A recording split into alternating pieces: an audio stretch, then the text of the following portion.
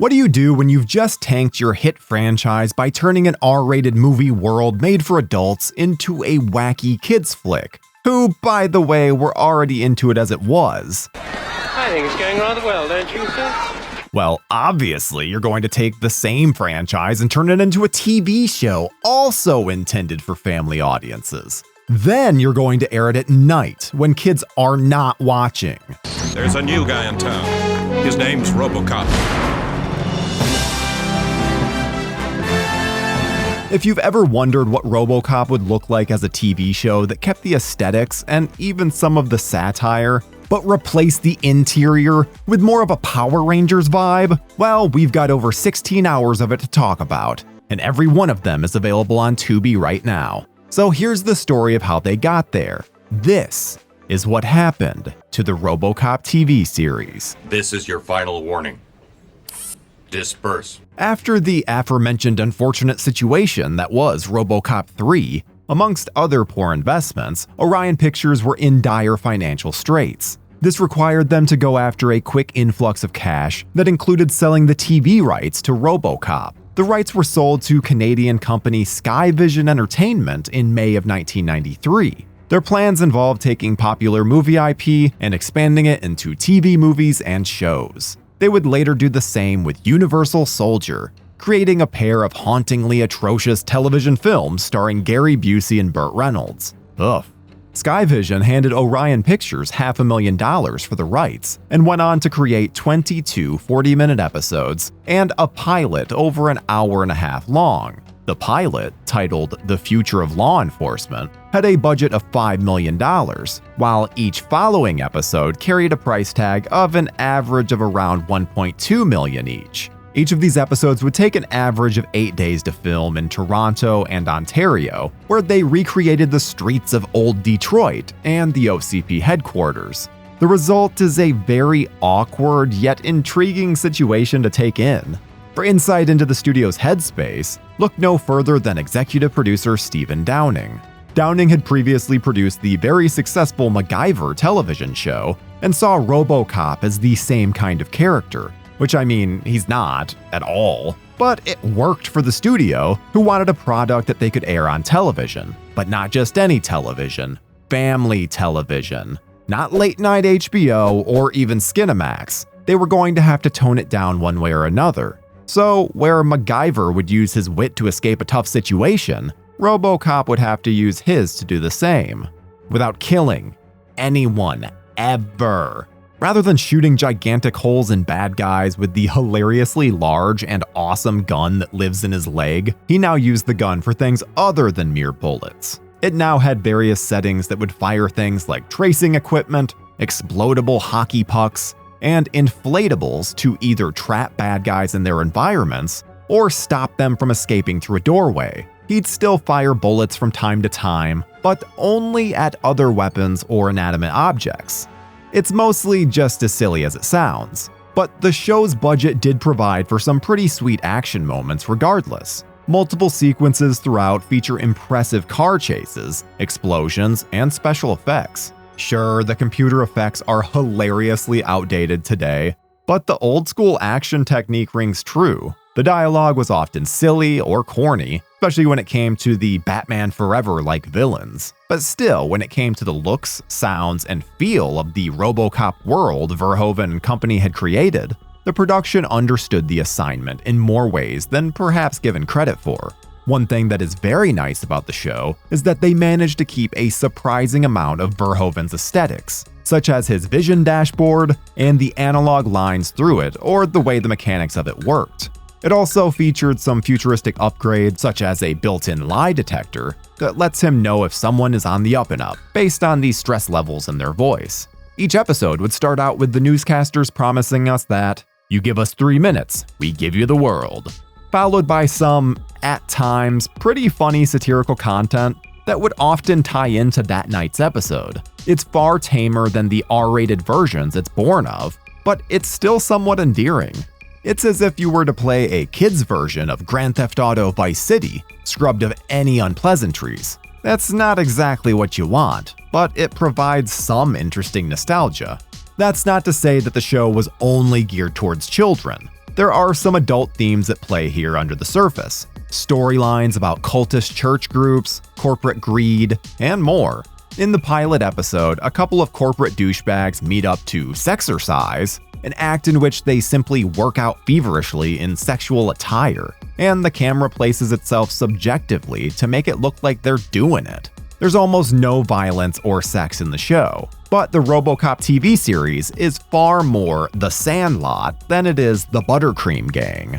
The pilot, directed by seasoned TV vet Paul Lynch, with various directors following him after, lets you know exactly what you're in for. The script was adapted from an unused RoboCop 2 script by RoboCop writers Edward Neumeier and Michael Miner, originally titled RoboCop 2: The Corporate Wars. It was a very rough, quickly thrown together script halted by a writer's strike and therefore never touched up. In the screenplay, RoboCop kills a handful of bad guys amidst a large display of neon Christmas decorations. Afterwards, one of them, named Weasel, manages to fire a cannon at RoboCop, blowing him to smithereens. This takes him offline for 25 years, when he's awoken to a future with android prostitutes. Obviously, they don't use that here, but they do use trickery to blow Robo up with a large weapon, taking him offline and out of the pilot for a bummer chunk of its running time. The series takes place a few years after the original, and for the most part ignores RoboCop 2 and 3.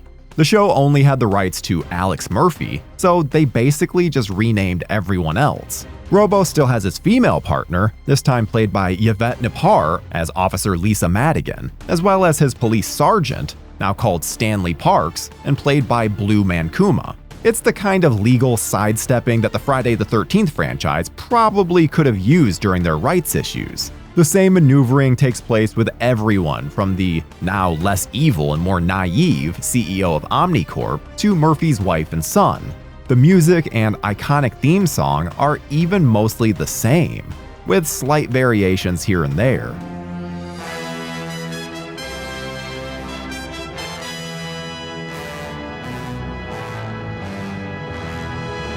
The villains are where the series truly jumps the proverbial shark, many of which show up in the pilot and end up as recurring characters. Starting with Pudface Morgan, played by James Kidney, a disfigured bad guy who blames RoboCop for a horrific disfigurement that left him looking like one Minecraft commoner after a barbecue accident, based on the disfigured character of Emil from the original film. He's pretty hokey and seems more like a character out of Erie, Indiana or Goosebumps than the Robo universe. Then there's the mad genius villain Dr. Millardo, played excitedly by Cliff DeYoung. The paranoid psychopath with a 210 IQ has his moments where he's entertaining in a Jim Carrey Riddler sort of way, but it's often so annoying. There are more villains throughout, but they all come across as sort of a Rita Repulsa type. They'll hatch a new plan to take over Delta City or Old Detroit, and RoboCop will show up and bonk them on the head. Everyone learns a lesson. Speaking of Power Rangers comparisons, the show even has its own Zordon. Andrea Roth plays Diana Powers, an OCP secretary who is murdered in the pilot episode by Dr. Millardo so that he can use her brain for an AI meant to run Delta City. He succeeds in part. She's now a woman in the machine, but Robo saves her digital imprint and she ends up as a recurring hologram friend, helping him out with any cyber issues, much like the relationship between Halo's Master Chief and Cortana. It's kind of silly and awful, but again, can be endearing in the right spots. The studio continued to reach out to a younger demographic by, again, recruiting kid actors into major roles. First, there's 8 or 9-year-old character of Gadget, played by Sarah Campbell. She's a ward of the state who hangs around the police station as a mascot of sorts, before she's eventually adopted by the less screamy and more kind-hearted Sergeant Parks. Then there's RoboCop's own son, Jimmy, played by Jordan Hughes. And of course RoboCop's wife Nancy, played by Jennifer Griffin. His wife and son again think Alex Murphy was killed in action and don't know that he's RoboCop. He chooses to protect them from afar without letting them know the dark truth. The writing gives him plenty of opportunities, whether Jimmy's being recruited into an old gang or finding out that his wife and son are living off welfare. The studio had hoped that they could arrange an agreement with original RoboCop actor Peter Weller, but for unknown reasons, likely money, a deal could not be reached. They then asked RoboCop 3's Robert Burke, who actually declined as well. The studio held auditions and came across daytime Emmy-winning actor Richard Eden. Eden actually did an admirable job with the voice of RoboCop, and though sometimes a bit clunky, even the movements. But if we're being honest, his face was a fucking nightmare under the helmet. Handsome guy and all, but the makeup effects were haunting. Eden was given Weller's RoboCop 2 suit to film in, with a few minor alterations to make it fit. That suit ended up at almost 100 pounds to wear after the alterations, but on the bright side, the new gun was lighter and easier to maneuver, so there was that at least. And RoboCop was given a badass Ford Mustang to drive around the Canadian streets of Detroit to replace the classic Ford Taurus model. Throughout the episodes, you'll see Robo deal with some pretty interesting situations. The second episode features a group of nutbag religious televangelists trying to take him out, leading to him being framed for their hot tub murder. Another episode has him teaming with his retired police captain father to stop a nuclear war. There's even some nice Verhoevenisms, with a few episodes that poke fun at how insane consumerism had become, such as an episode where RoboCop has to prove a man innocent before he executes himself on a live TV game show. But perhaps no moment is more memorable than in episode 14, RoboCop vs. Commander Cash.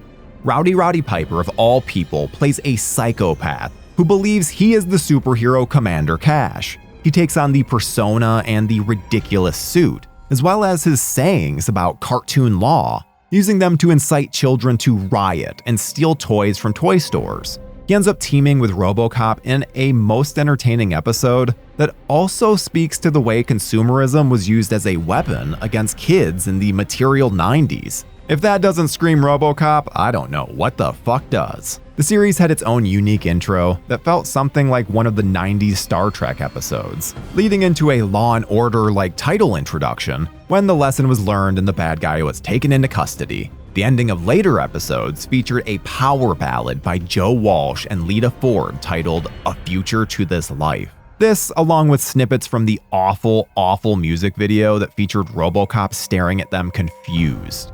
An action figure set was of course released by a company called Toy Island. The set had everything from a field ambulance to a cryo chamber playset, and featured G.I. Joe-sized miniature characters from the show. Later, they released a Power Glove series that featured some pretty sweet packaging. All of this may be a danger to your wallet should you dare to venture to eBay to check it out yourself. Before we continue with our video, here's a reminder to click the Store tab on any of our JoBlo channels and browse our collection of the latest and freshest designs in our merch store. Go get you some. The show very clearly was quite ambitious and had good intentions, but they also never had much of a sense of who in the hell they were marketing to. The highlights of the show was everything wrought from the original two films. From the awesome cyberpunk aesthetic to the music and the cheeky corporate media satire. The lowlights came when they attempted to turn the show into Full House or Family Matters. The ratings and reviews were terrible, and the show only lasted the one season, despite the production hoping to continue for another. Though the show has had a myriad of hard-to-find and confusing physical media releases, including a release of the pilot episode as RoboCop 4 Law & Order, the good news is that you can find the entire run in pretty decent quality on both Amazon Prime and Tubi currently.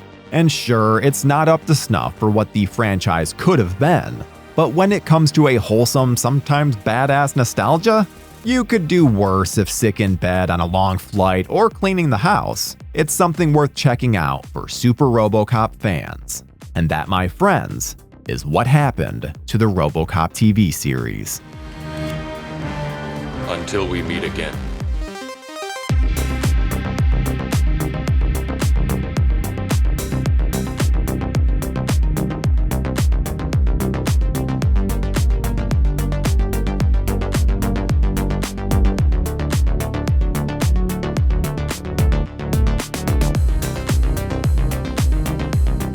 Thank you for clicking on our video, everybody. If you like what you saw here, please make sure you like the video and subscribe and share with your friends who like this sort of content. JoBlo was created by movie fans for movie fans, and we appreciate your support.